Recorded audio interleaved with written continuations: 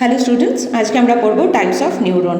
এবার এইটা হচ্ছে তোমাদের নিউরনের খুব চেনা একটা ছবি, যেখানে একটা সেল বডি আছে, অ্যাক্সন আছে, ডেনড্রন আছে, ডেনড্রাইটস আছে, আর নিচে আছে অ্যাক্সন টার্মিনালস।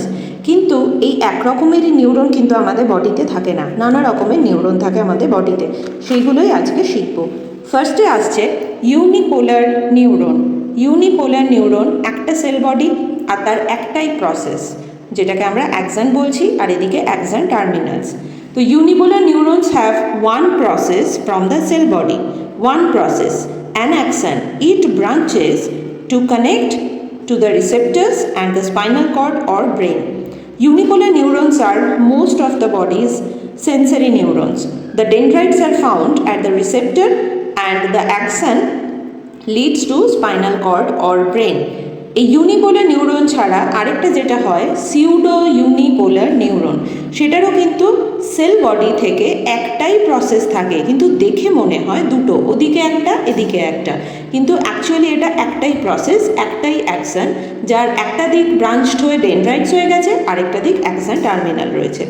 তো সেল বডি থেকে একটাই প্রসেস এখানেও, সেল বডি থেকে একটা প্রসেস এই দিকেও, কিন্তু এটা দেখে মনে হয় যেন দুদিকে দুটো ভাগ হয়ে গেছে, তাই এইটাকে বলা হয় সিউডো ইউনিপোলার নিউরন।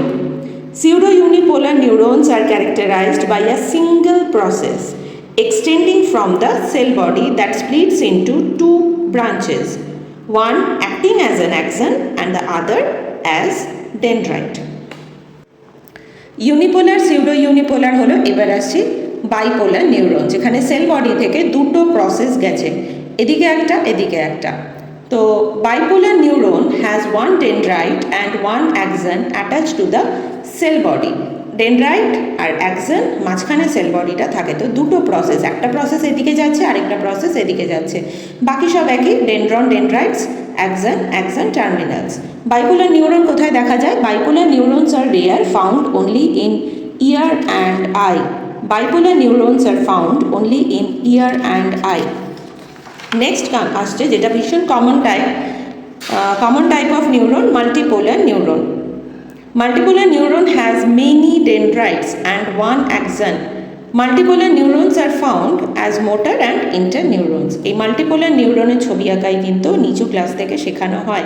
তাহলে আমরা চারটে রকমের নিউরন শিখলাম: unipolar neuron, pseudo unipolar neuron, bipolar neuron আর মাল্টিপোলার নিউরন।